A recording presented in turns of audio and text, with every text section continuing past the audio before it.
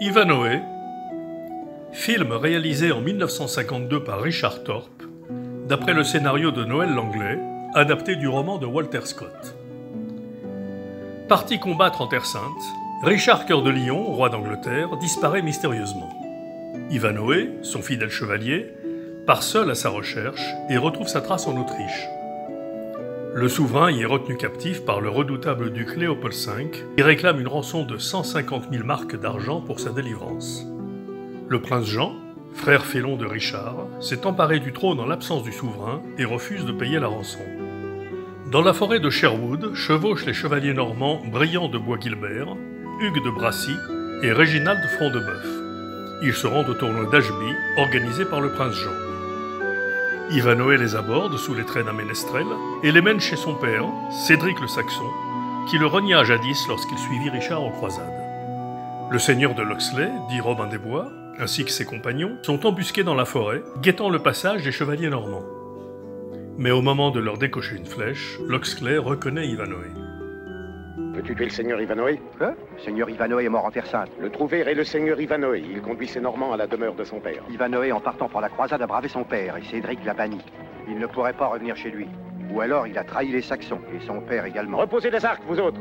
Je saurai pourquoi il chevauche avec eux et pourquoi il conduit ses Normands chez son père avant de croire à la félonie du seigneur Ivanhoe et de Cédric. Les trois chevaliers normands, accompagnés d'Ivanhoe toujours déguisé, arrivent chez Cédric. Avec votre grâce, messire, deux chevaliers demandent accueil. Ce sont des Normands, retour depuis peu de Terre Sainte. S'ils respectent les lois de l'hospitalité, je les respecterai aussi. Prie-les d'entrer en paix et de repartir en paix. Sinon, je les taille en pièces. Elgita, dis à la princesse Rowena que je ne désire pas qu'elle paraisse ce soir. Voyons, messire, elle soupire après des nouvelles de Terre Sainte. Dis-lui que ces hommes sont des Normands et elle refusera de les écouter. Qu'elle reste dans ses appartements, ils sont repartis demain matin. Le seigneur Briand de Bois-Guilbert et le seigneur Hugues de Bracy, messire. Nous ne venons pas en ennemis, seigneur. Ce n'est pas en ennemi que je vous accueille. Nous venons même en amis, seigneur. Je n'accueille personne en ami, hormis tout Saxon de sang royal, chevalier. Venez partager notre repas, mangez tout votre sou. Le bouffon Wamba identifie Ivanhoe. Il le conduit auprès de Rowena, dont il est amoureux, et à qui il demande de l'aide pour rassembler la rançon nécessaire à la libération de Richard. Mais le chien d'Ivanhoe reconnaît son maître, et Cédric se rend compte que le troubadour n'est autre que son fils. Sur l'insistance de Rowena, il accepte de le rencontrer. C'est à la demande de ma fille adoptive que je viens. Rien d'autre ne m'aurait amené ici. Parle, que veux-tu de moi? Votre main d'abord, messire. Je te la refuse.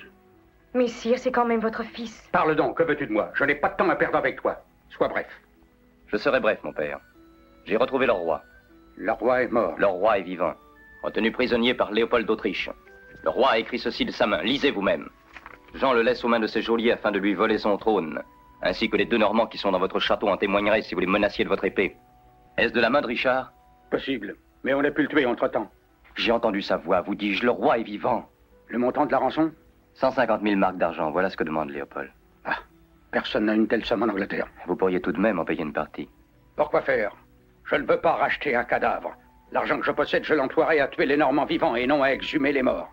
Vous laisserez donc votre roi croupir dans une geôle?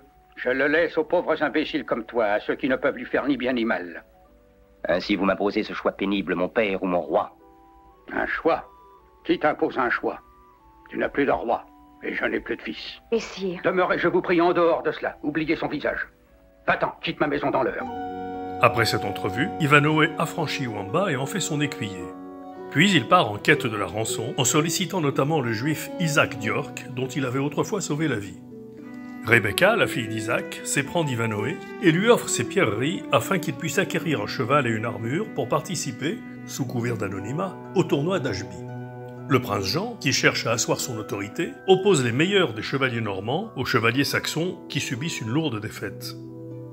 Mais Ivanhoe surgit à la fin du tournoi, défie les Normands l'un après l'autre et en sort vainqueur.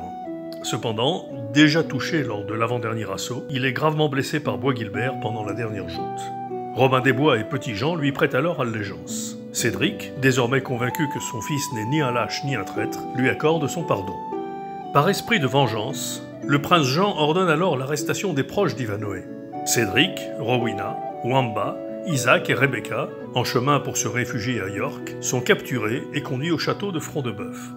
Alerté, Ivanhoe, qui se cache dans la forêt de Sherwood avec Robin des Bois, se rend au château et propose à Bois-Guilbert d'être échangé contre son père. Le Normand accepte l'offre, mais s'empare d'Ivanhoe sans libérer Cédric et menace de le pendre pour empêcher Robin des Bois et ses hommes d'attaquer. Ivanhoe réussit néanmoins à s'échapper et à prendre la tête des rebelles saxons qui libèrent tous les captifs, sauf Rebecca dont Bois-Guilbert est tombé amoureux et qu'il retient prisonnière. En guise de représailles, Jean la fait juger et sur la base de faux témoignages, la condamne au bûcher pour sorcellerie. Il est dit dans le jugement présent que l'accusée, Rebecca d'York, est vraiment une sorcière, en proie aux puissances diaboliques et instruite des pratiques démoniaques. Partant, nous l'abandonnons au châtiment qu'elle a mérité. Elle sera brûlée vive. Mais au même moment, Ivanhoe apparaît et récuse le jugement du tribunal. Arrêtez, mes seigneurs! Moi, Wilfrid d'Ivanhoe, je récuse le jugement du présent tribunal. Au nom de Rebecca d'York, je demande que son innocence ou sa culpabilité soit déterminée devant Dieu par l'épreuve des armes. Docte juge, instruis-moi, est-ce que l'épreuve des armes est admise par ce tribunal? Elle l'est, Seigneur. Un appel au jugement de Dieu est admis par le droit commun et le droit canon, à moins que l'accusé ne rejette l'offre de l'épreuve des armes. Que déclare l'accusé? J'accepte l'offre qui est faite de tout cœur. Pouvons-nous choisir notre champion? Oui, monseigneur. Sire Brillant de Bois-Guilbert, c'est vous qui releverez le défi au nom de ce tribunal. Le combat s'achève par la mort de Bois-Guilbert et le retour de Richard Cœur de Lion, qui met fin au règne tyrannique du prince Jean. Devant moi, s'agenouille une nation divisée. Debout à présent, et tous unis, pour l'Angleterre.